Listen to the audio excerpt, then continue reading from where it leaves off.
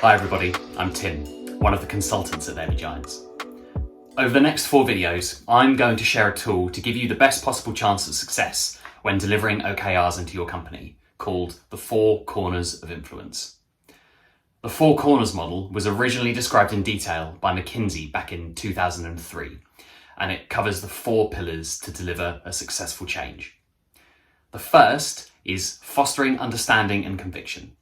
This covers the what and the why behind the change, explaining what's happening and provides people with a reason to get behind what you're delivering, helping them align their beliefs with their actions.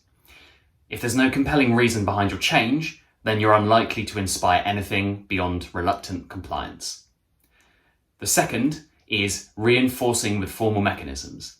This is the way that people work in terms of processes, structure, and procedures, ensuring they all align with a new vision for the future. If you're asking people to work in a new way and their tools don't support this change, they'll continue working in the way that their tools do allow. If this happens, your change is unlikely to stick. The third is developing talent and skills. This is formal training and making sure that those around you are sufficiently capable of carrying out the task that's required.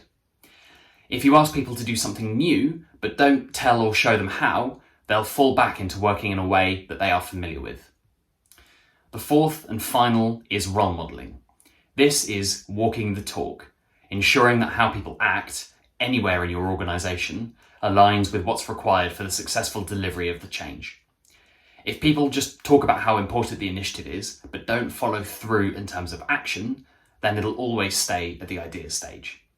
So, that's the 4 Corners model. The next video will be the first of the 4, covering fostering understanding and conviction.